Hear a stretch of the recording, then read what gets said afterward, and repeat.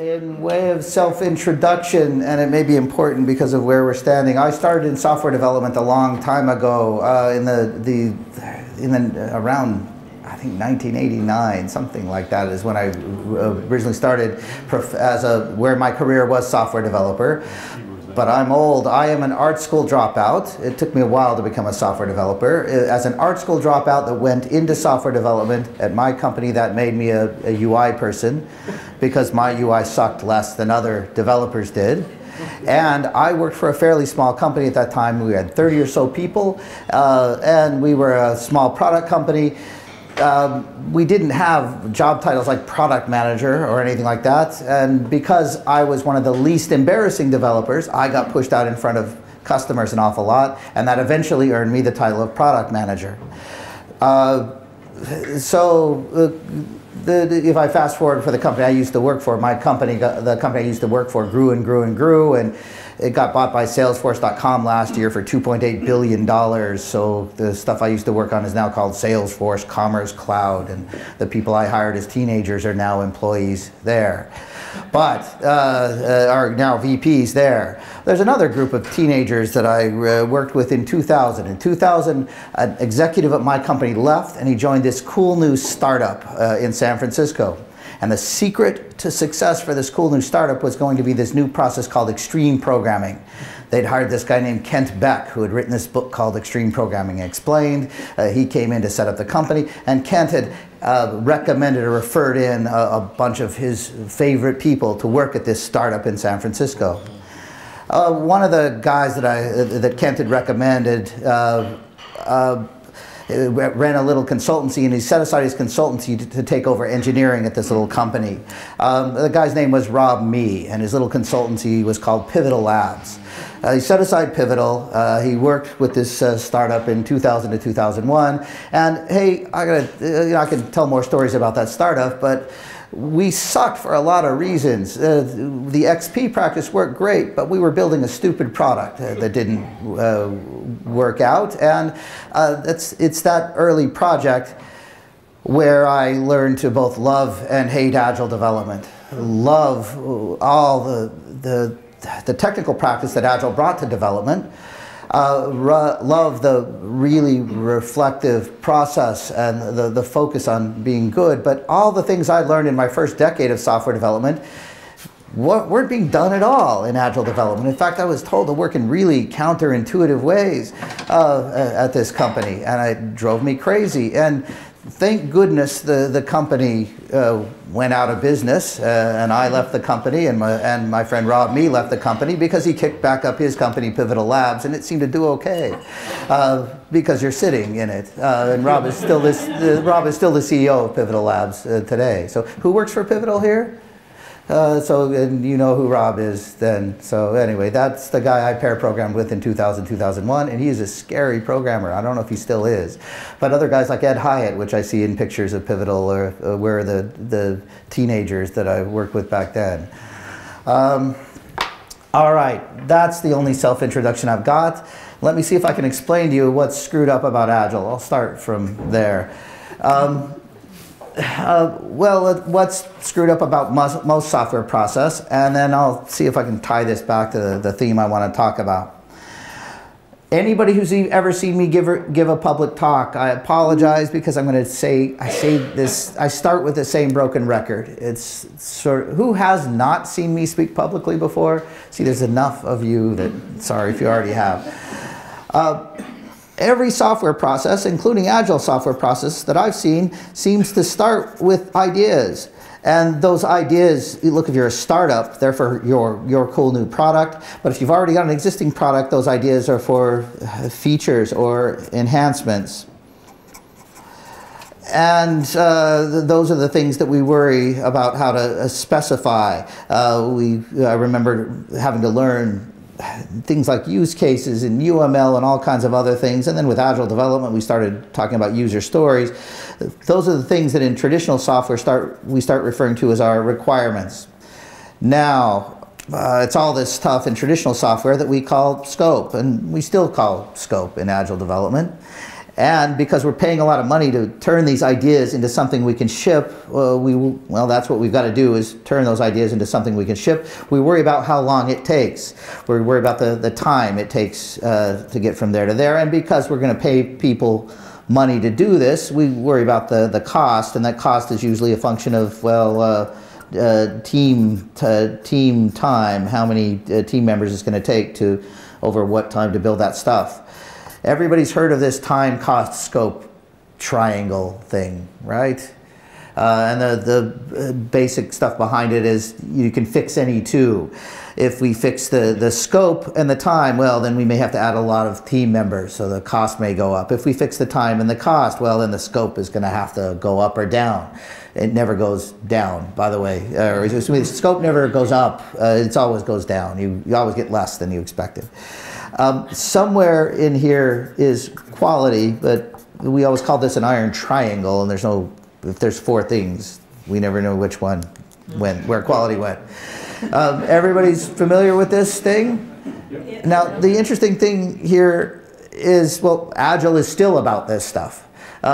This sucked in Waterfall because we had to figure out, do a lot of deep dive, or what we used to call big design up front in XP, so that we could figure out how long this is going to take, so that we could make a predictable, predictability is important here, we could make a predictable estimate of how long it was going to take.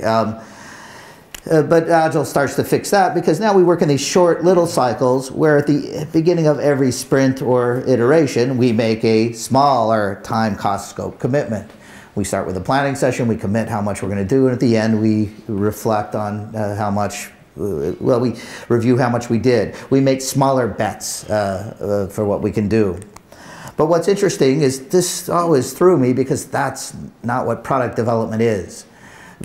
Well, it's project work, it's building stuff, but if you're responsible for building a product, you know that the story starts way upstream.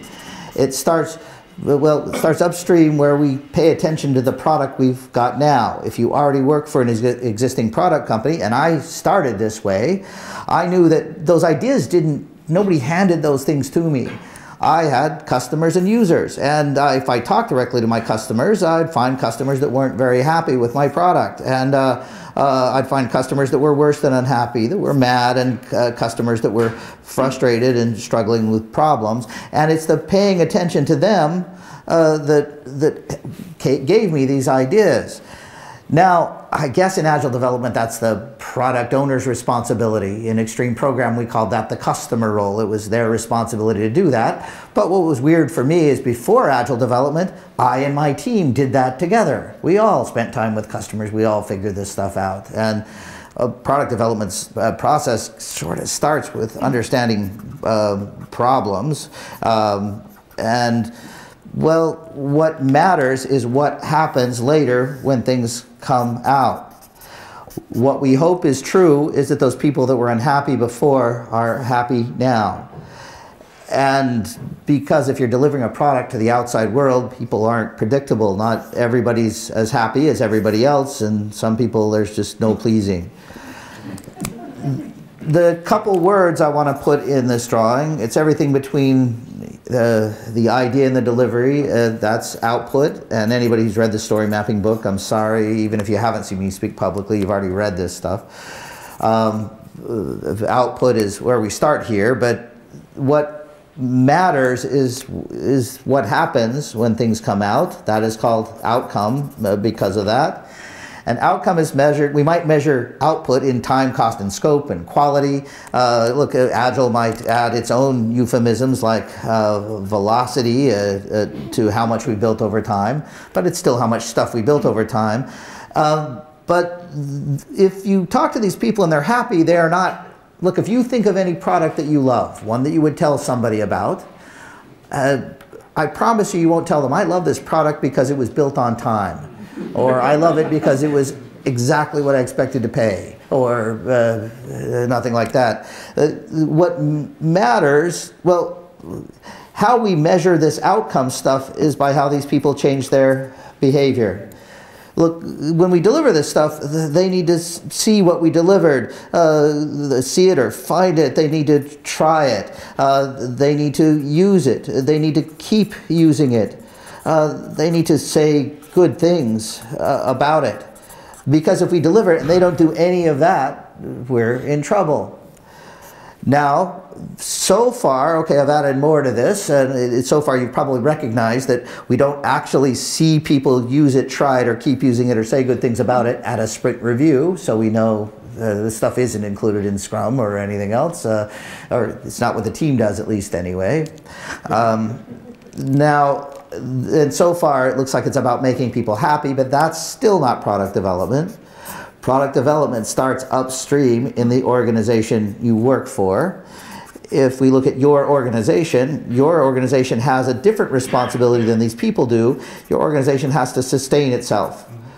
If it's publicly held, or, well, everybody seems to want to grow, your organization has ideally a vision for the type of organization it wants to be and its products. It has hopefully, well, if vision is where we want to be years from now, 5+ years from now, strategy is where we want to be next quarter, and maybe the quarter after that. It's where we're focusing and how we're tracking stepwise to get to that vision. Your company also has metrics it pays close attention to. At minimum, it's got to pay attention to these sustaining itself metrics, things like revenue and cost, things like that. If revenue and cost, or look, if those metrics are flat, if revenue is flat, if costs go up, that starts to make people inside the building really unhappy. And they are not unhappy because this product sucks. They're unhappy because the organization can't sustain itself. I can refer to these people as business stakeholders, and if they're smart, they'll give guidance about which customers and users to focus on. Even if we're building software for internal purposes, they'll give guidance about which areas of the business we need to be improving our software in so that we can run more efficiently or generate more revenue. Now, when we carry this all the way through, if people do really see, try, use, and keep using and do all those things, that's great. If a few people do, that's okay. But what we want is lots and lots of people to do that. Enough that we can start to feel it inside our organization. Enough that those metrics go up and people inside are happy. And again, they're not happy because the software is awesome. They're happy because our company is doing better. It's sustaining itself. I want to use a different word for this longer term benefit. I'm going to call this impact. And impact we measure in more businessy sorts of terms like return on investment, or, well, how our brand is perceived in the market, our brand awareness, or, well, things like market share, how we're doing relative to our competitors, things like that. This stuff is super important to your business. That matters a lot. But again, if we look for problems with our product, these people aren't unhappy because you don't have enough market share. What makes them unhappy isn't what makes them unhappy. And the other thing is, while these people want that ROI or market share, they don't get what they want unless they get what they want. And if we start to, when we talk about product concerns, they're layered and they're messy. Now, I want to do a little bit of a test here. First, well, let me back up just a minute. I am using words like outcome, output, outcome, and impact because, look, if you thought the triple constraint was time, cost, and scope, that ain't it. It's output, outcome, and impact. You're used to making bets that you can deliver this stuff on time, and we made the bets a little bit easier by saying all you have to do, the only gamble you're making now is what you can get done every couple weeks, and once you make more of those bets, you'll get better at that. But the really big bet your organization is making and product people are making isn't that we can build this stuff, it's that these people will, well, see it and use it and keep using it, and it will ultimately improve things for our company. That's the scarier bet. Now, I want to ask a question. It's a how good are we at these bets question. If you work for a company where you've delivered anything in the last 6 months or so, if you've delivered a whole product release or a feature or an enhancement, but you have to have delivered it because I'm going to ask you about the outcomes. If you've delivered anything in the last year, can you stand up for me? How many people have actually shipped something? Yeah, so, all right, good enough. I'm looking, all right. Now I need you to, for the people who have shipped something, I want you to think about how that went. When you shipped it, did people see it, try it, use it, and keep using it? And, well, how did it go? Let's ask let's ask the awesome thing first. Look, if it went awesome, you shipped it, people saw it, they tried it, they loved it, they kept using it, they said good things about it, and your company ultimately benefited, or you're pretty sure they will. If that was the case, go ahead and sit down. So these are the people that delivered an awesome release. So that was good. Let's ask the reverse question. If you delivered it and it absolutely sucked, and you know it hits rock bottom when you have to apologize for it, you have to roll it back, and you have to say you're sorry. In the worst cases, you have to fire somebody. If look, maybe that didn't happen, but if you had to roll it back and apologize for it, if it wasn't a good release, go ahead and sit down. Okay, there's a couple people that had that. All right, this is not so science-y, and I guess who this talk for is for the rest of the people in the room. The title of this thing was Thud, and I'm going to refer to this middle zone as the Thud zone. Go ahead and have a seat. Look, if there is a gradient of where this stuff hits, first, well, some of the stuff we ship really is awesome. It works out.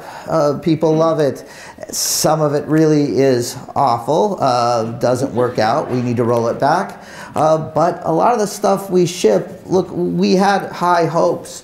We had the belief that people would try it and use it. We had the belief that it would benefit our organization. And if anybody works for an organization where we do business cases, and you do a business case to justify spending money on a software project, nobody does a business case for the middle here. The business case is always for this. But what's interesting is how rarely we hit it. How most of the time things end up squarely in the middle. Look, when I draw this model, the part that sort of sucks about this model is this idea thing. The problem with ideas is that everybody has them. If you talk to any of your customers or users, they will have ideas on what you should build. If you talk to stakeholders inside the building, they're going to have ideas. And if I start to enumerate problems here, first one is that there's always too many. Second big problem is, well, what I was just trying to sort of illustrate here is that most suck. Most don't work out. Now, let me qualify this a little bit. If we talk about whole new products, what is the failure rate for tech startups? Anybody know? 90%. Yeah, 90%. I've seen studies that cited as low as 80%, and the study I saw presented at a South by Southwest conference, they had around 150 startups that they had put into this pool, but to be as part of the pool, you had to have received venture capital funding in excess of $100,000 US, and of those startups that gotten far enough along to receive VC funding, over 80% of them were out of business in the first 2 years. So if you've got a new product idea, the odds of that succeeding are not so good. Now, the truth is that for the product to succeed, it sort of needs to hit this awesome zone. Because if it hits this, it sort of means it's out of business. So to actually get off the ground, you need to get closer to awesome. Now, one of the weird things that happens is when we put new features or enhancements in a product that has found a market, has found customers, we start to think that all of our features or enhancements are going to be awesome. Everything is going to be great from here on in. But most features, there are studies that show most features, 65 to 75% of features in products fit into the rarely or never used category.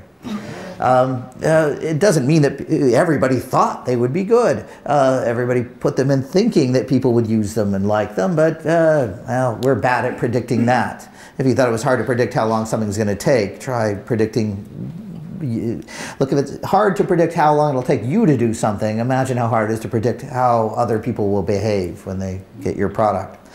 The last problem we've got with these ideas, has anybody spent, if we talk about new products again, has anybody spent time in a startup accelerator before? These open spaces where lots of accelerators, or excuse me, lots of startups are working under one roof. Anybody been into one of those? I'm curious how many. In old days, I remember Pivotal Labs used to be that place because a lot of companies, a lot of startups would hire Pivotal, at least Pivotal in San Francisco that I used to visit, and there were a lot of startups under one roof. If you've been to one of these accelerators, there's usually either at minimum, even the little accelerators close by where I live have 10 or 12 startups. I've been to accelerators in Chicago in the US that have well over 100 startups under one roof. For the people that have been there, they must be really depressing places, right?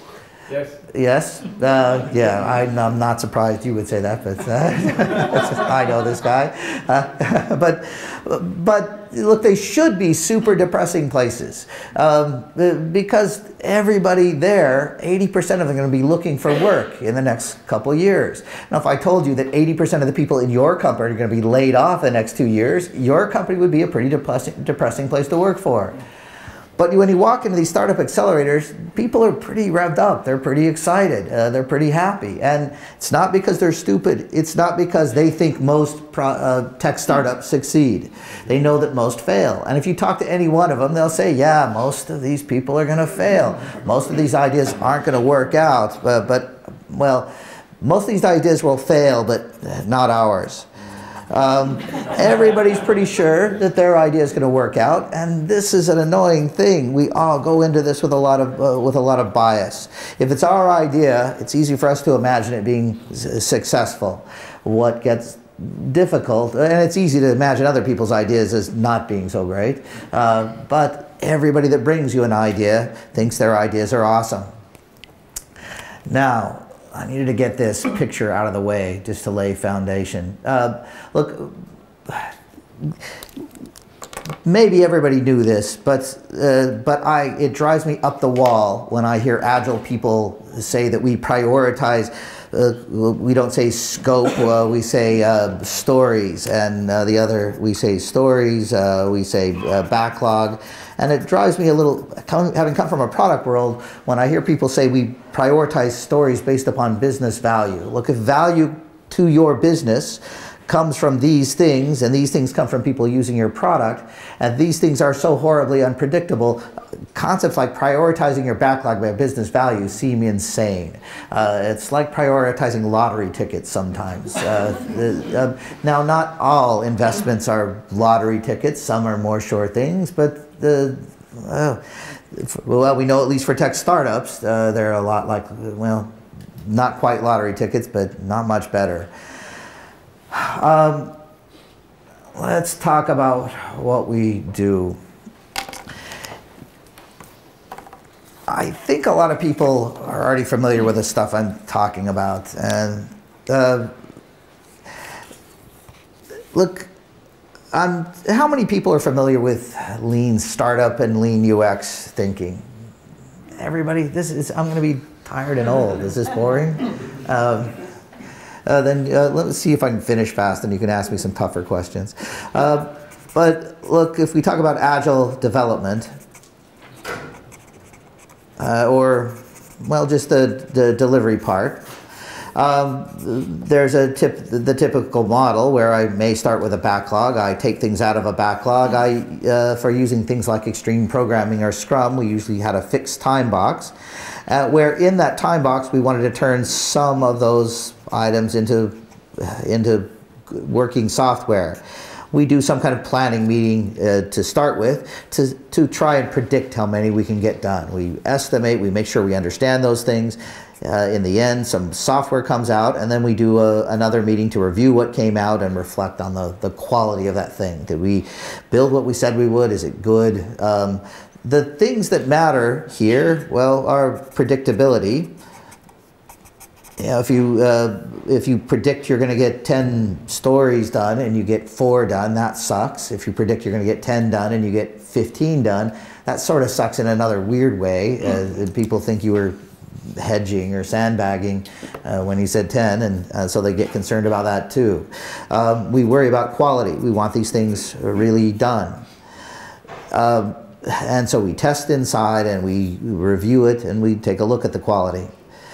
Now, when we are really concerned with what we're doing is the right thing, when we start to acknowledge that well, we're not sure these people really do have those problems that we thought, or we're not sure that this solution is one that they really will try and use and keep using, and we're not sure that how many of these people will need to use it for us to get benefit. When we start to acknowledge all the bets we're making, all the risks we're taking, that's when we dust off a different way of working.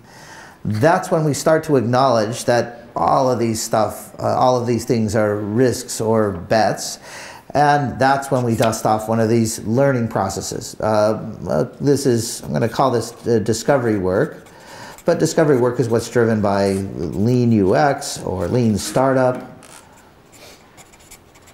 and that is a different kind of cycle. It starts by articulating our bet, what we believe is going to happen. Now, the euphemism for bet in lean language is a hypothesis.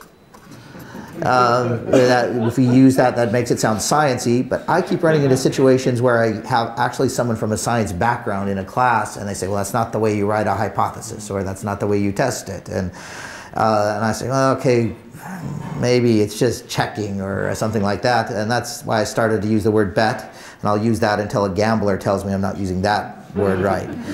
But if I've got a bet or a hypothesis, I build a completely different kind of backlog. This backlog isn't built out of stuff I want to build. This backlog is built out of questions I have, things that I don't know, that I need to learn. It's built out of assumptions or beliefs, but, well, it's the riskiest ones. It's the things I might not be right about. Those are the ones that I look at. And it's maybe just built out of plain risks, things that might go wrong.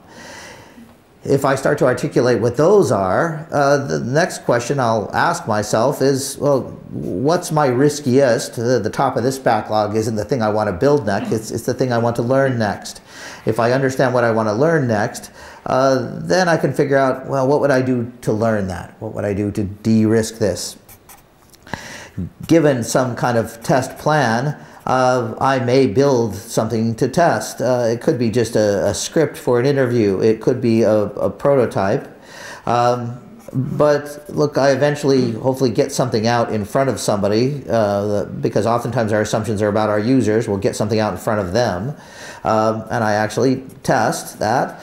I get back data from that test, and I use that data to update that hypothesis, to change it. In fact, if it doesn't change my hypothesis, then hey, I'm done, stop doing this. Or I may move on to my next riskiest assumption, but it may change the hypothesis, it may change what the shape of that backlog. For people familiar with lean startup language, well, this gets referred to as a build, measure, learn cycle. For people familiar with lean UX, this gets referred to as a, I'm going to use a different color here, as a think, a make, check cycle.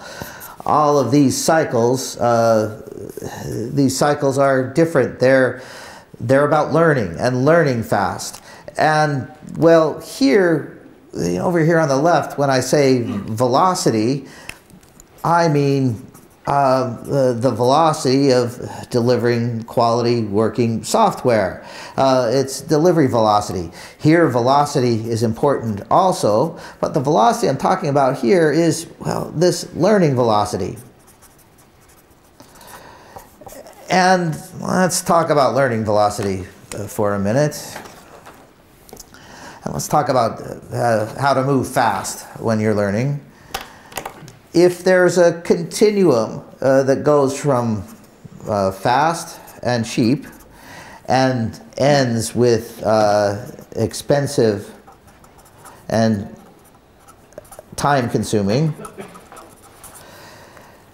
the most expensive time-consuming way to check if your idea is right is, let's peg this at the end, and that's to look, if I've got a belief that if I build this feature that people will try it, use it, and keep using and say good things about it, and it'll benefit my company, the most expensive way to check that is to build scalable production software. And that makes that a sort of expensive bet to make. Now, if I get good at kind of breaking down that hypothesis into the questions and assumptions that scare me, do people really have that problem? Is this solution really something they can use? I might find that, look, some of my risks, the fastest way to test those is just to interview people that would be using the product. Might be to observe them and the tools that they use today. Those are quick ways to test my beliefs. I may want to put a prototype in front of them, so I may do an interview with a simple prototype. It's having them step through a simple prototype that can help them imagine what it's going to be like to try and use the product. They can say, yeah, that would be better than what I've got now, or they would say, well, it's hard to tell if that's better. And you say, well, what if I up the fidelity of that prototype and we go to something that is higher fidelity, something that looks more real, has more real data, or sometimes we have to scale all the way up to working code that's a prototype. Now, it may not have real data or all the data, and it may be limited, but a working prototype might be spending more. And I suspect most people will work for an organization where you've done something like ship a pilot version of your software to a small customer base. I'm going to put here a pilot version to a small audience. If I'm delivering a pilot version to a small, friendly audience, it doesn't have to have the same scalability properties as something else. Look, if you're a startup, you don't have a big audience anyway, so you can deliver something rough to a small group, and if you're lucky, it will go to a bigger group. But if you're an existing company, you can't afford to deliver something rough to all of your audience. But we deliver to the small audience. We expect these people to be early adopters. We talk about partner customers here. Now, there's a lot of places we can insert other things, you know, maybe in here somewhere, depending on how much it costs at your company, things like A/B tests, and there's a variety of other things. Hey, if our risks are technical, if we don't know how long something is going to take, or we don't know how this technology works, that's another area where we build, well, prototypes, but they're technical prototypes. What's interesting is agile development has always had a term for that. Has anybody heard the term spike before? Yeah, so we always, look, if we had something to learn, we didn't formulate a hypothesis statement, but for the people that have been around for a while, how do you estimate a spike? You don't. You time box it. What do you get at the end of a spike? Learning. Yeah, it should. Look, I was cautioned when I started this stuff that if you wrote code during a spike, you were supposed to throw it away. Why would they have told you to throw it away? Why would you throw away perfectly good code? Well, the idea was that if you wrote good code that you could keep, there's a good chance that you overspent. There's a good chance that you were focusing not on doing the least you could possibly do to learn. There's a good chance you were doing, you were pretty, look, you came in with your own bias, you were pretty sure you were right, so why should you waste money building code you're going to throw away? So that's kind of, that was the idea. Everything up until about here is stuff that we plan on throwing away. And now we may keep elements of the design, things like that, but when it comes to the code, we don't even want to start working on code that we may keep until about there. this gets disturbing when we're worried about, when the only thing we're worried about is getting this stuff done on time with the team that we've got. Doing anything that you're going to throw away seems like a waste. It doesn't if you recognize that these are the real risks that we're dealing with. Now, I wanted to draw this on a continuum because I want to add a vertical axis here. To figure out how much we need to spend, we look at some other things. We look at our confidence. Look, as our confidence goes up, we score higher on this axis. Now, and sometimes we look at the inverse of that. We'll look at risk or uncertainty. And when that goes down, we go up on that axis. And look, if we look at that hypothesis and we say, look, how confident are we? Well, because of this bias stuff, people manage to fool themselves when you ask how confident are you. So the question I like, that comes from a friend of mine, is, well, and this is where this word bet comes in again, is what would you bet that you're right? If you have a feature that you're thinking of building, and your bet is, well, you are making a bet that you can build it on time with the team that you've got, or build it in a certain amount of time, but maybe the bigger bet is that people will try it, use it, keep using it, say good things, and it will ultimately benefit your company in some way. If I were to say, okay, well, what would you bet that you're right? What would you bet that people will try this and like it and it will benefit your company? Look, on the low side of this is lunch. Would you bet me lunch that that's true? One, maybe a bigger step above lunch is, would you bet me your next vacation? Meaning you forfeit your vacation, I get to take it. Would you bet me your car? That this bet will pay off? Would you bet me your house? This is going to pay off. Would you bet me your retirement savings? Now, for a lot of people, their car may be up here and your retirement savings may be down there, but you get the point. Would you bet me a little or a lot?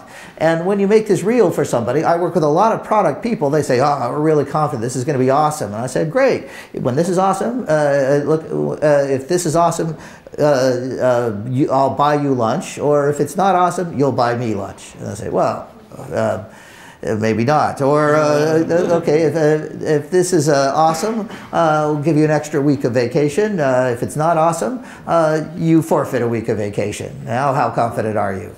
It starts to help people really get their priorities straight. Look, if you are building a piece of software and the most you're willing to do is bet me lunch, but we are building production quality software, that puts you down here on this scale. This is the stupid zone. This is stupid and expensive. And a lot of you may be working on software you wouldn't bet lunch is going to pay off, but you're busily working on production software. Now, we used to talk about analysis paralysis, but the new kind of analysis paralysis, if this is all discovery work, is discovery paralysis, or sometimes we call it discovery theater, where people are really afraid to make a commitment. Now they understand they're making a bet, but look, we have to interview a bunch of customers and put prototypes in front of them, and look, we've got obvious problems.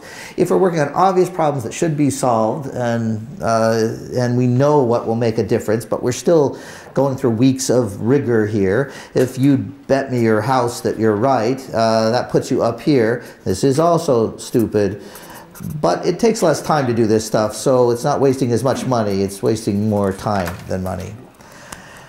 When you're looking at this chart, you can start to see that there is a safe zone sort of right up the middle, where we are scaling our approach to testing with our confidence. That's what we're trying to do here. That's that's what makes this lean startup stuff right.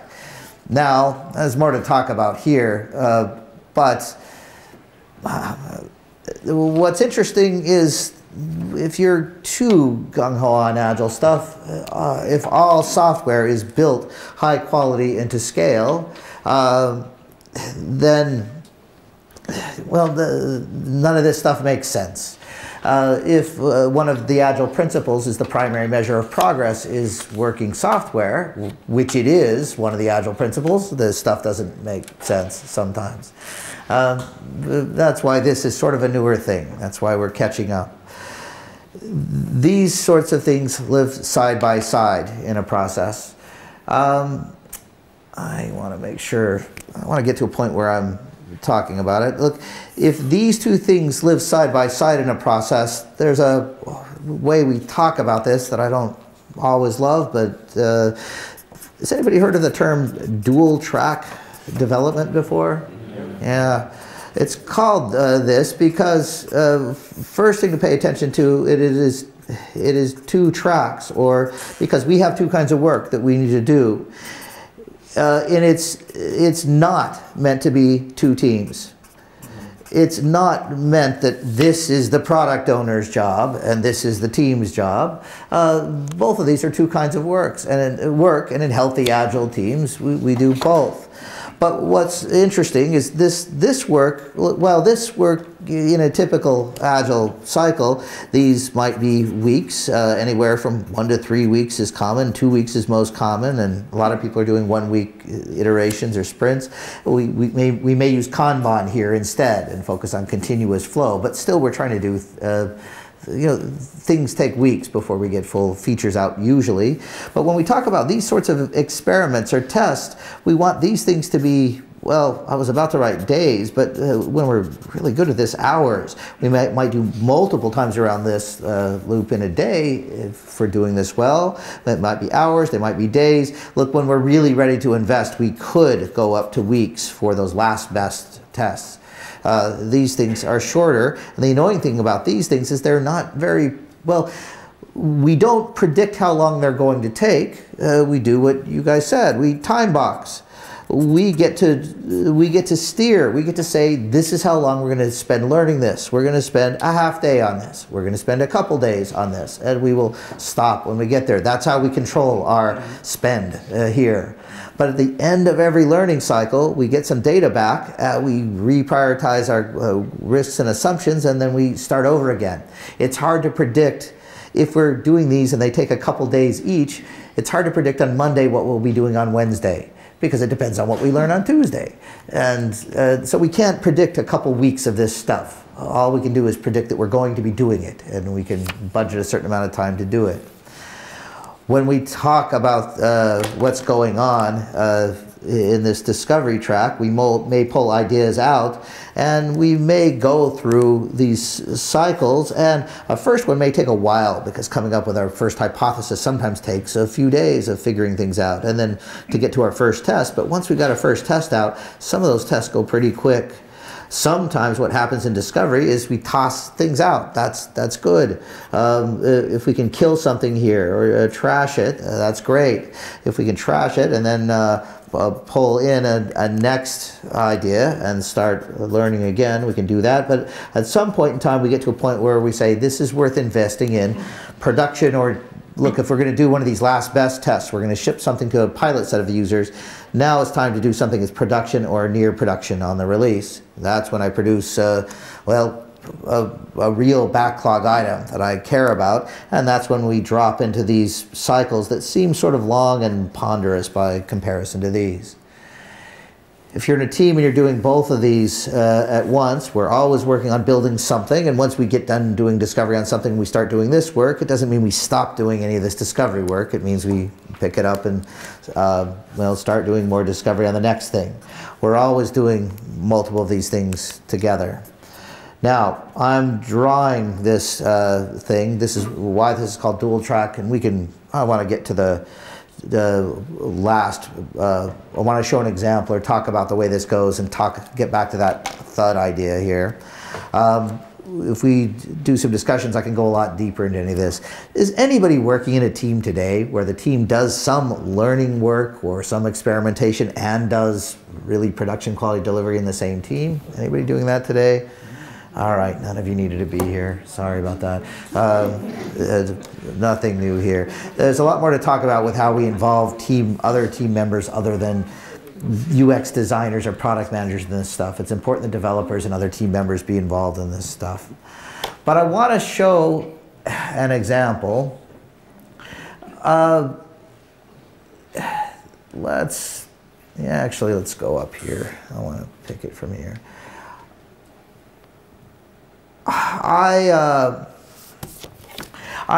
Years ago, I took that picture, actually, it's a little over a year old. I took that picture of a company And I took the picture to show all the cool stuff that's going on their board behind them. They've currently got experiments running where they've released them into a small environment, a small subset of customers, and every day they update the whiteboard with numbers. They're gathering data on these things. They know how well they're working, and they want to update that. I'm going to go deeper into this. On this board, they have their hypothesis statements, and they have executives that ask them not, are you on time? Are you on track to deliver that? They ask, what are you doing to test this hypothesis? And they've got a lot of interview results, and I'll pick that board apart and try and tell people what's going on that wall. There's a lot of awesome stuff going on there. And the first time I did this, people ask, why do they have such crappy expressions on their faces? And so that's what I want to explain. These people work for a US company called CarMax. Has anybody ever lived in the US before? Who's lived in the US, or does anybody know that brand or heard of that company? Has anybody heard of that company before? Okay, good, somebody has. They are officially the largest used car dealership on earth. There isn't a larger used car dealership. They have 160 locations. Look, the numbers are there. They sell over 1 million cars a year. I haven't done the math to figure out how many cars are sold, how many minutes it takes to sell a car there. And look, 14 billion in revenue. They're a Fortune 100 company. They do pretty well. Now, I don't want to talk about any past failures. Let's talk about, well, if I show you that board again, when I look at that board, I point out that a couple people there are a product manager, UX person, and I'm standing next to the development team, and I took the picture. But in the room are the CIO, the VP in charge of product and a director of operations there, and we're talking about these hypotheses. Let's talk about this first hypothesis. Now, some of you may have written these kinds of statements before. They're not user stories. They're not like, as a user, I want, so that I want this thing, so that I can get this benefit. No, these are about the bets our company is making. Let me explain this a minute so you can understand what's going on there. This is real enough. They bet that providing Maureen, and Maureen is a reference to a persona. That's a name of a type of customer.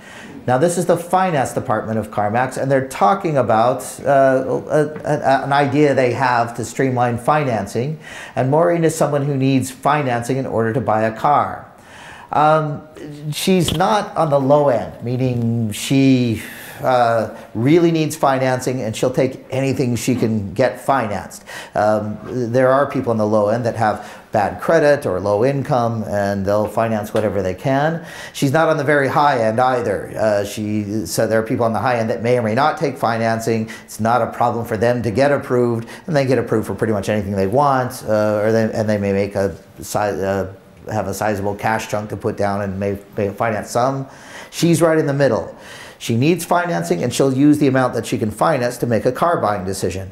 Now, the way car buying goes for people like this is they look around, they try and figure out what car they can afford. They say, okay, that's the one I want, and then they sit down with the finance person to arrange financing. Has anybody ever sat with a finance guy at a car dealership before?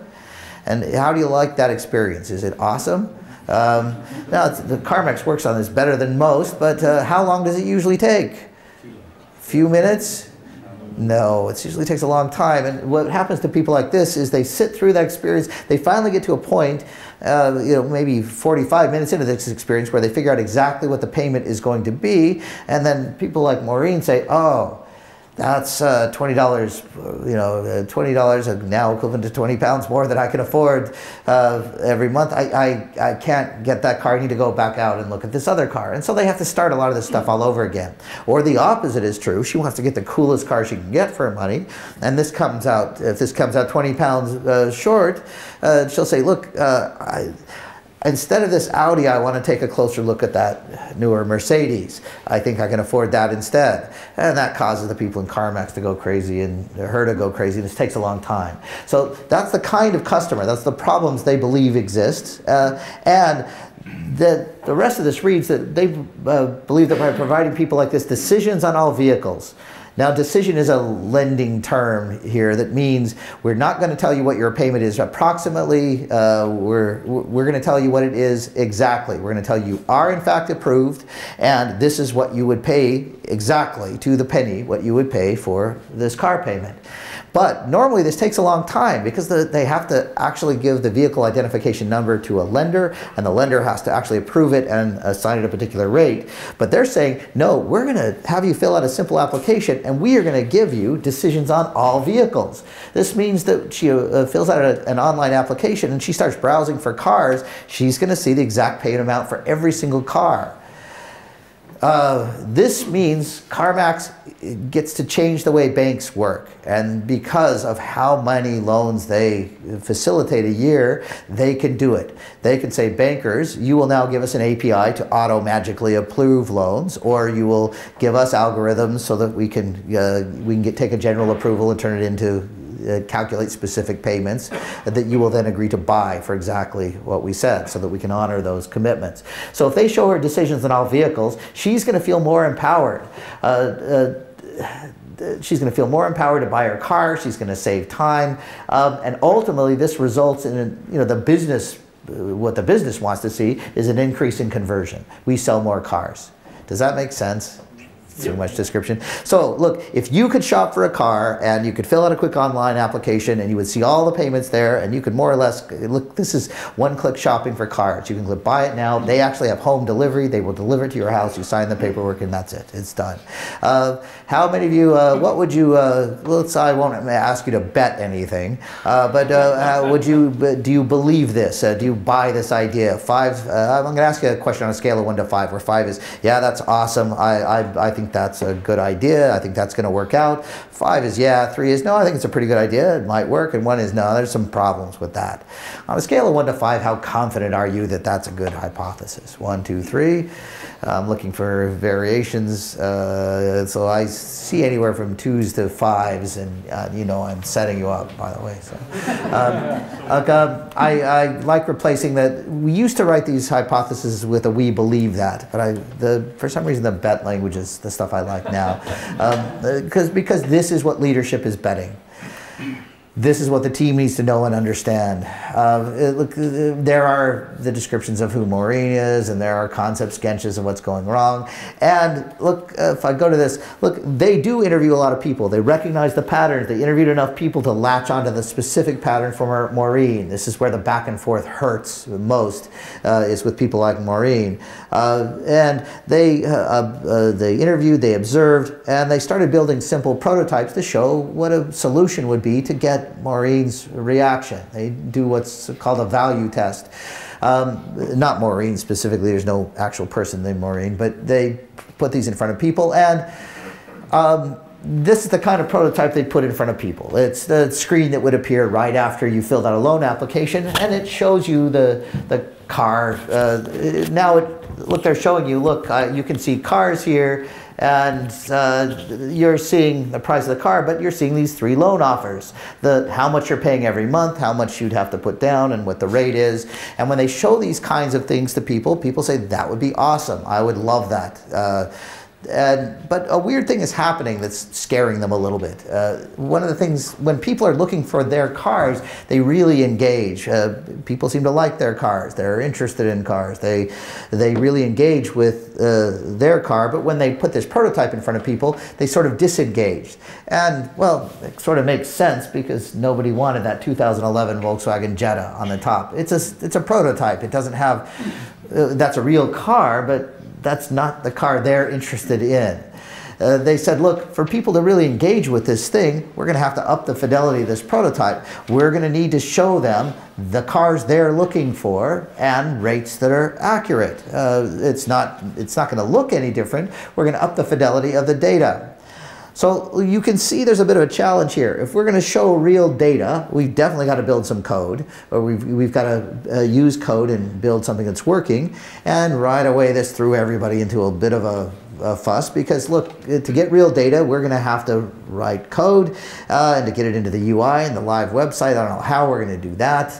This is going to be expensive and time consuming. It's going to push us really close to a pilot version here, and it feels like we're way overspending and our confidence is a little shaky. It would pull us down into this stupid zone. So what can we do? They said, look, we need to get back up into the safe zone. They talked about, okay, well, how close can we get to really accurate finance data? And they said, well, okay, finance has put together this huge spreadsheet that actually has very accurate numbers that'll work for most car buyers in this situation. And it has all of our vehicles in it. So for any vehicle, we can look up these rates. And if we use our A/B testing framework, we can rig up a prototype so long as we can do a little bit man behind the curtain stuff so that while they're looking at it, we can direct it to this jankety looking up in a spreadsheet sort of mechanism we've built.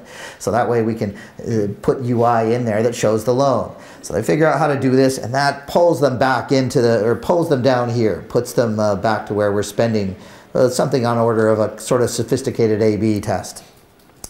They started doing testing, and they're doing interviews. Now, look, I hope my audio's okay here.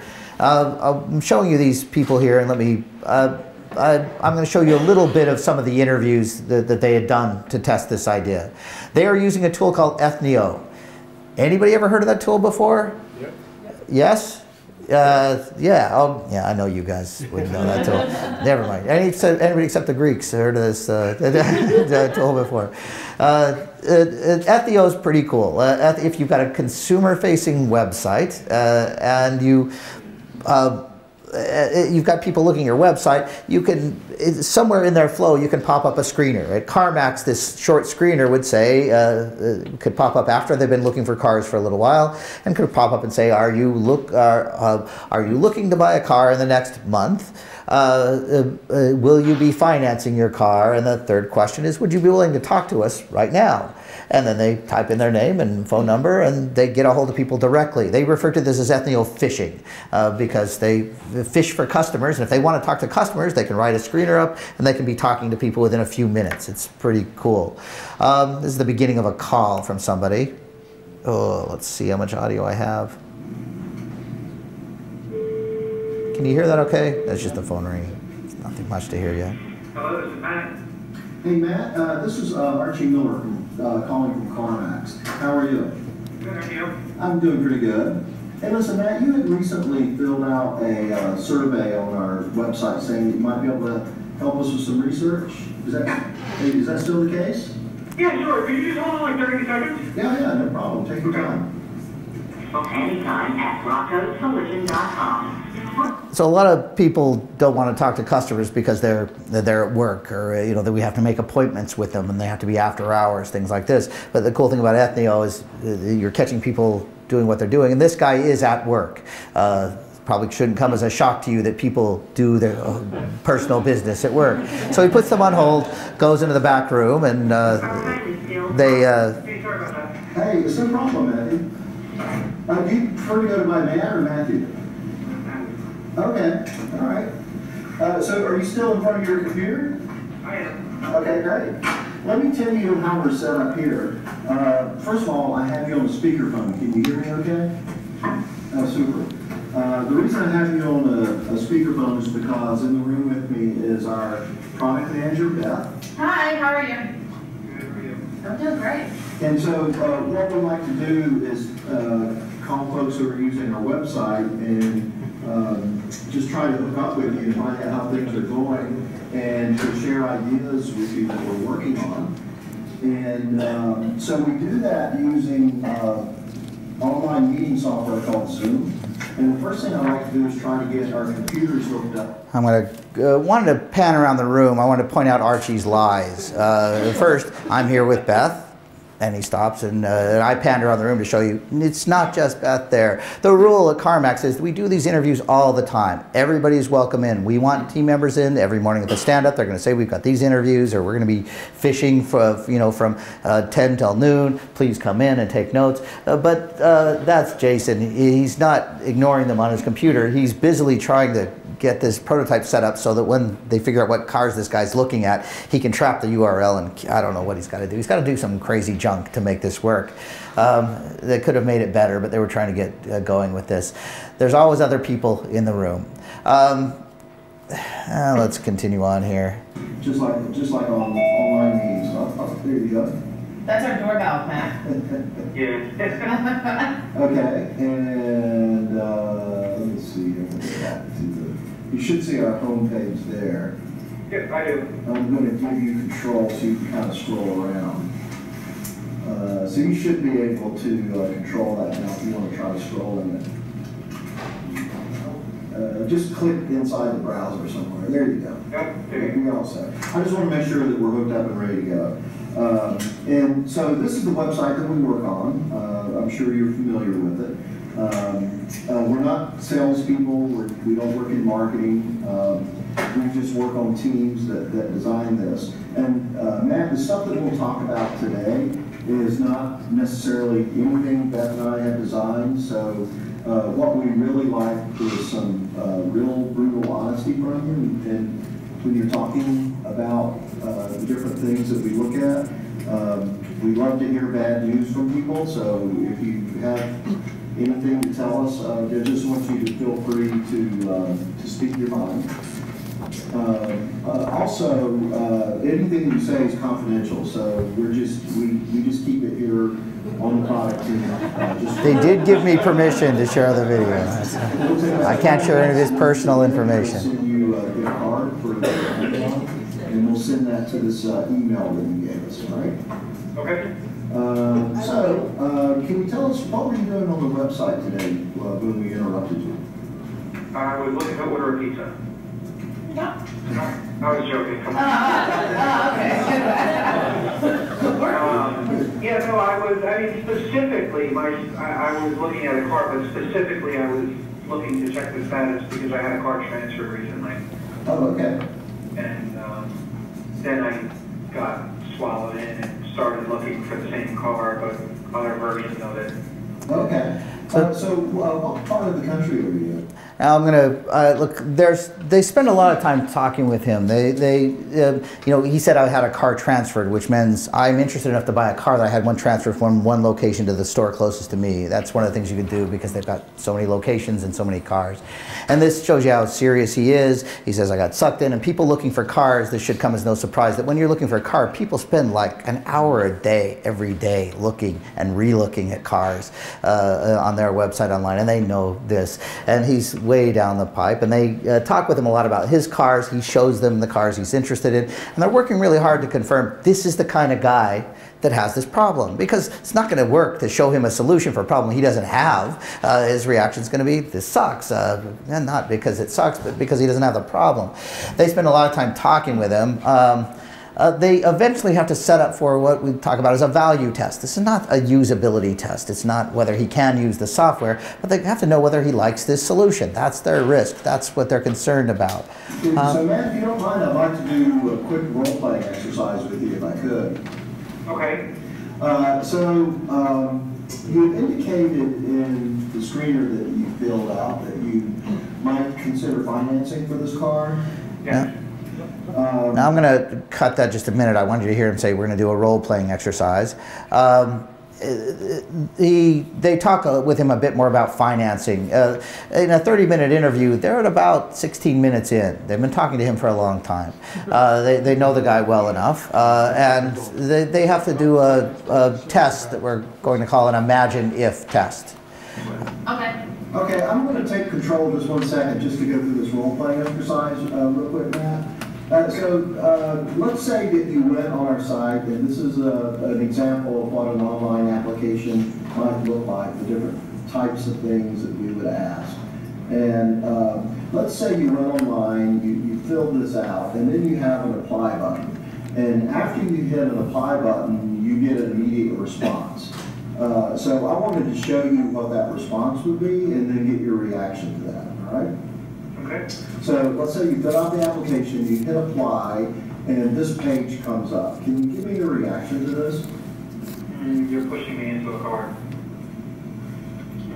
That's my initial reaction. Okay. You know what? It depends on, I guess.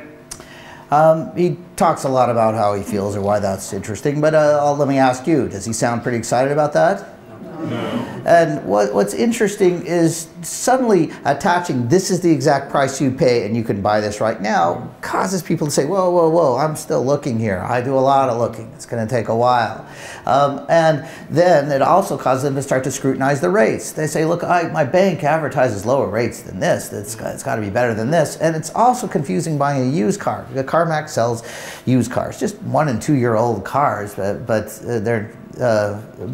they're used, and so you don't get the new car rates, and the higher the mileage on the car, the later the model of the year, that changes the rates, and it basically caused them to say, well, why are these rates different? Why does this more expensive car have a lower payment than these other cars? Partly because the rate is better and other things are going on. It causes them to get lost in this rate stuff. It causes them to say, look, I want to call and check with my bank or my credit union to check on lower rates, and it causes them to say, I'm a little worried about CarMax and their finance policies. Now, this is a concern. The bet they're making isn't that if we build this, people will be concerned about our finance policies and slow down their purchasing decision and shop elsewhere. That's not the bet. The bet is that this will help people buy quicker, and it will help us sell more cars. And that's why these people have sort of crap expressions on their face. Now, what's awful here is that this isn't obviously a fail. Everybody says, look, we believe this will be valuable, and maybe we just need to change the way this information looks. Maybe we need to do it different. Maybe we need to sell it better. Maybe we need to design it more differently. But it's pretty clear that we should not be investing the millions of dollars it's going to take to roll this out in our organization. The CFO, or it's actually the VP in charge of auto financing, loves this. He will not let it go. It's his baby. And you've worked with business stakeholders, and if you're doing this kind of testing process and you've got stakeholders, they will tell you to keep testing it until you get the answer I want. And that's where they're at. What's interesting is there's 2 hypotheses on there, and the second one is about providing sales tools to salespeople that can assist with that, and that's actually working out. Doesn't make the VP in charge of auto finance happy, but they've decided that this right now is hitting that thud zone, and that we're not sure, and so we're going to move it back into the backlog, or they call it the way backlog, because it's way down there, and we got other things that are better.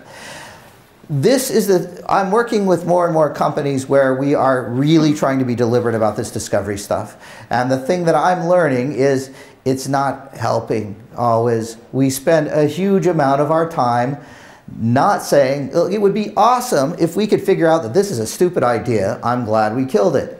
But it's rarely that. What we keep finding is we've got a thud on our hands, and now we have a decision to make. Should we lower our expectations? Theirs was bad enough that they really need to be cautious going forward. It could hurt their brand if they released it as designed or as they conceived of it originally. They need to keep testing it, but they're starting to think that, you know, the best we can do is get it into isn't hurting us and might help zone, and that's concerning them. Look, here's where I want to end. If we start doing this stuff, let's see if I can show this. And actually, I may not have the slide I'm looking for. All right, yeah, I don't have the one I was looking for.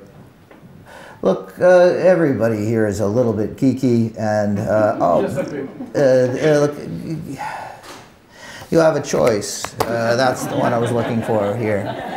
Now, you can go back to worrying about time, cost, and scope. If you take the blue pill, you can go back, and your biggest problems will be finishing this crap on time, and you can complain about stakeholders telling you what to do.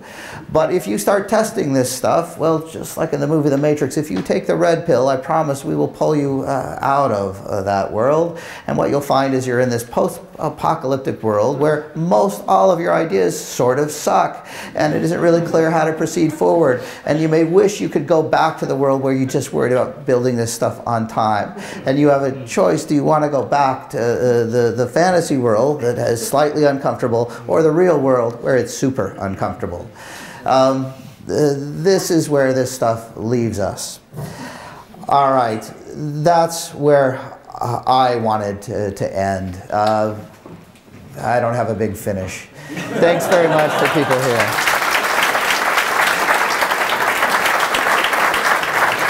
So just got a quick question on the experiments. So you said earlier about experiments being hours and if not days. So one of the challenges I've found of experimentation is lagging data. The measure's not always instant, right? So if you think of an experiment, I'm assuming there's a set amount of calls that they need to run to do that measure. So what's your experience with organizations in terms of lagging time? So the experiment might take 5 minutes, but it might take, I don't know, 5 days to get data back to like a lead time to get that. So you're asking a good question, and I have a separate rant about lean startup. That lean startup is not very lean, and it is not for startups. So if you understand that, that's okay. There's a long rant I've got about minimum viable product not being a viable product, and that. But the other weird thing about lean startup is build doesn't mean build. Usually, it might mean a simple prototype, and measure doesn't always mean measure. If you're thinking about really getting data. Measure sometimes means observe. It sometimes means what you just saw, talking to people. Now, when you're getting closer and you want statistically significant data, this starts to be a huge problem. Unless you're an e-commerce company that has thousands of users, you look to get statistically significant data may take letting an experiment run for days or weeks. I knew a company that said, I love to launch experiments. I like leaving experiments. I like launching them on Fridays because then I go home from work and I have enough data by Monday morning to make a decision. I hate launching experiments on Mondays because then I have to wait till Thursday to do that. So sometimes you're right, there is that. But one of the things I'll caution people too about is data is super valuable, except if you want to figure out why anybody did anything. I can launch a new feature and I can tell you exactly how many people used or didn't use it, but I cannot tell you why.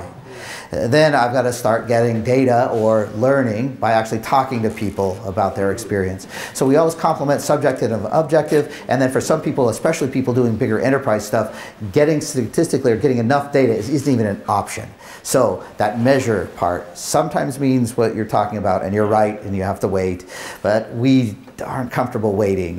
We can start to get a little bit of results and complement it with subjective stuff. So yeah, both. Anybody else have a tough? Yeah, please. So on the bottom axis, the x-axis, you alluded to a number of different like qualitative and quantitative tests.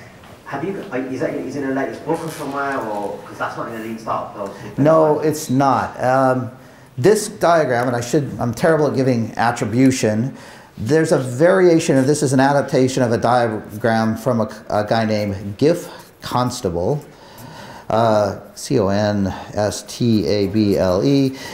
He wrote a razor thin book called, I think it's Talking to Users, something like that. Giff used to be the CEO of a company called Neo. Neo is a New York company that was an acquisition of Pivotal Labs also. This is a variation of something in his book, but I think it's funny, I've never actually seen it in the book. I teach classes with a guy named Jeff Patton, who does this lean UX stuff, and he drew this for me, and then I adapted the crap out of it, and anyway, it's not in a book yet. But it helps to talk people through it. Now, I lost track of your question. I think your question is, where does this appear? I've answered it. Yeah, I'll usually talk long enough till people forget their question, and then it doesn't matter anymore. So, Are you writing a new book? I should start to. I do the story mapping thing. There's 2 chapters on product discovery and story mapping, and where I need to go a lot deeper is into some of this stuff. But I want to make sure that I've got enough experience to write it with some confidence. And this is all this stuff is changing fast, like this drawing, or just learning how to talk about it in ways that make sense. We're just figuring this stuff out. And toss that. We got a there and there, but oops. You're next. Yeah, good. I love what you do.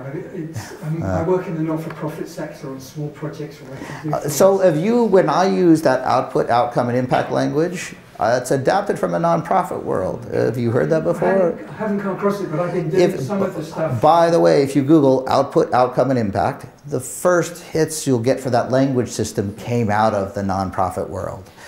Because people working in nonprofits have to be mindful of what they do. They have to be mindful of the immediate effects they can measure, but they're usually striving for some impact that takes a long time to reach. But anyway, so yeah, sorry to interrupt your question. That was the situation. We built a prototype of a case management system for use with refugee, caseworkers working with refugees, and it was built around some fairly radical ideas.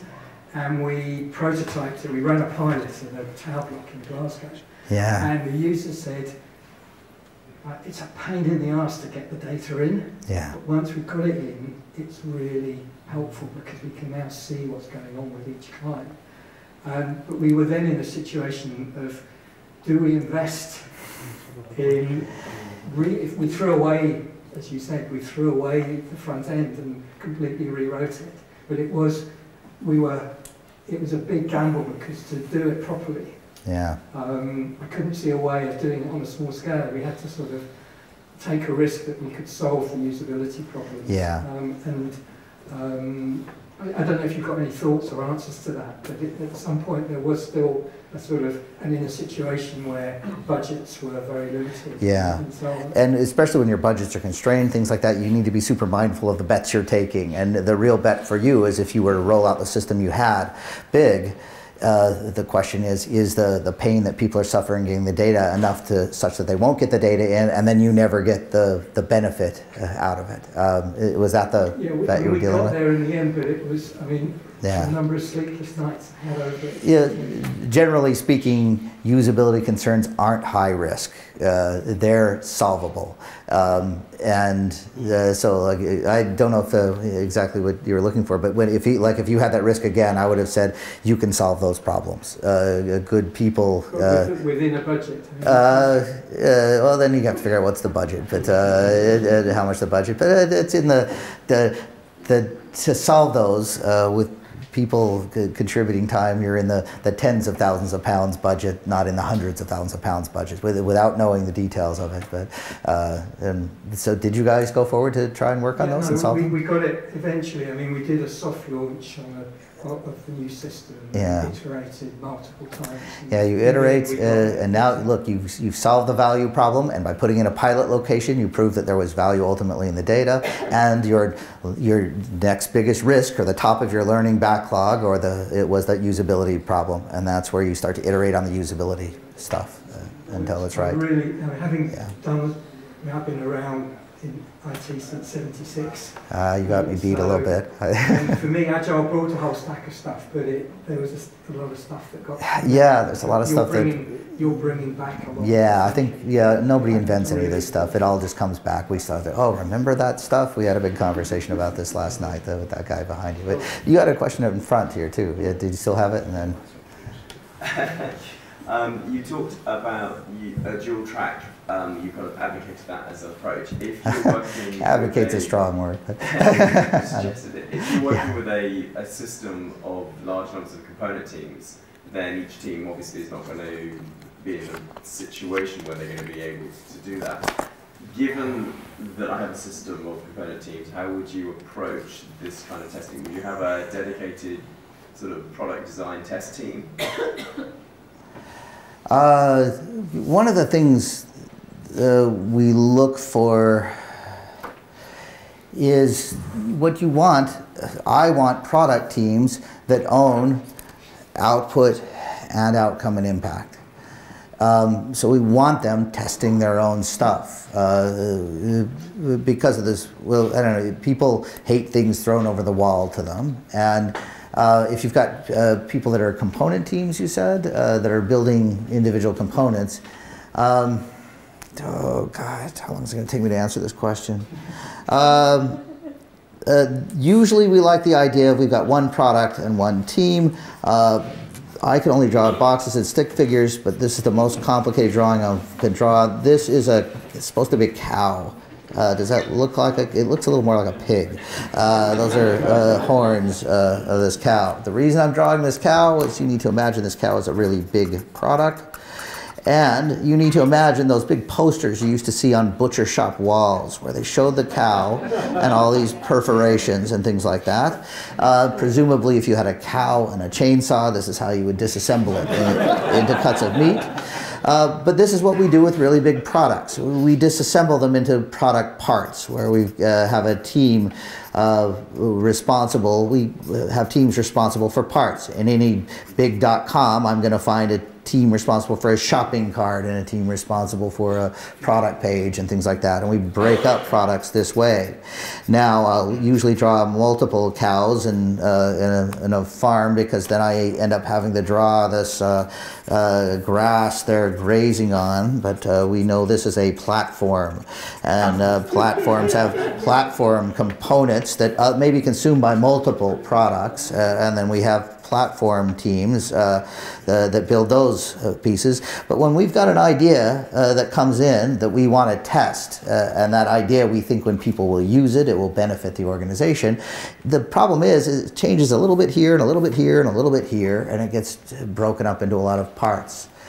Now, with some ideas, they just hit squarely in one part, and those people can test this. If you've got component teams, there may be risks, and oftentimes they're technical risks, and they can do spikes or technical discovery work. One of the things I see people doing is they assemble what is called a mission team or a mission-centric team. This mission-centric team owns the idea, and they own the outcome. Sometimes people refer to this as a heist team. You're supposed to imagine the movie Ocean's 11, where we're going to pull off this bank job. There's always somebody that coordinates the thing. But for this job, we might need a safe cracker and an explosives guy and a getaway car driver and things like that.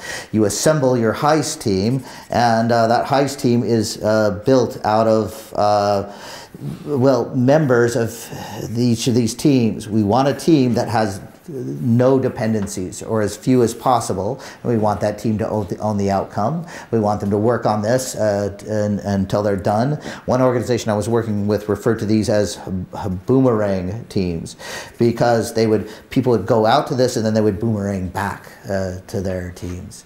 That's one method we see. Yes, I see teams pulling out a discovery team that does the discovery stuff, but we want people to rotate in and out of it so everybody gets a chance to do it. But sometimes when you've got a big idea, it hits that cow and hits your product landscape in a lot of different ways. Did I lose you in my answer? Did I answer your question? Or did I answer the wrong question? No. It's a credible answer to. That's called a thud. It's a credible answer. I think we may have a longer discussion, but the problem is it gets sort of messy. So, how long are we going to? So we have the pizzas are here. Should we take a last question, and then we should do that. And I'm happy to stay and talk with anybody. So, how different is what you suggest here from having a Scrum team with proper UX research and design? It's different in that there's a lot of Scrum formalities, and you and I, this guy's a ringer because we talked last night. We were argued last night. Don't talk to him, man. He's going to argue with you about everything. But not to be difficult, but because he's passionate about it. But how different is it? One of the things I get into arguments with traditional Scrum people are on things like the definition of done. Because look, the definition of done for this stuff is very different than this stuff.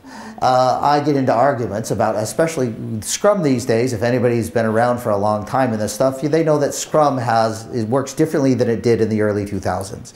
Scrum now uses the XP story format, or XP style stories, and the goal with XP stories is we were clear enough about what we wanted before the sprint started that we could agree on exactly what we're going to build, and they would meet this definition of done, and we could test them. But hey, in this kind of stuff, we're not so clear about it, about what it is. That doesn't meet that. The other model I draw a lot is that whole notion that the product owner decides what we're going to do next. Well, they do sort of, but they set direction, but they work very closely with a UX person and engineering to decide what our next biggest risk is, and together they do this work. And then again, you get Scrum teams that are super concerned with their velocity, but what they mean by that is this velocity, not this velocity. And we come up with jankety ways to assign story points to these. Look, if half your sprint was spikes that were time boxed and they were short time boxed, it kind of messes up a lot of the record keeping. So your original question was, how much different is it than a sensible, a good cross-functional Scrum team? Now, certainly I see lots of good cross-functional Scrum teams doing this, but they end up falling in, the Scrum community has, remember the old Scrum butt language? And they fit into a lot of, they do a lot of stuff that they have to be apologizing for to the Scrum dogmatist people about. I keep saying that if your process makes your butt look big, then it's not a good process. And some people end up get these big giant Scrum butts, and they're actually doing the right things. They look good in that, and they shouldn't take so much crap for it. How's that for a winding answer? So again, my job is to answer long enough that you forget the question or or no longer care about the answer, that's where we're at, I think. All right, should we put a fork in it, or literally and figuratively? We've got pizza. Are we done? Good. Thank you.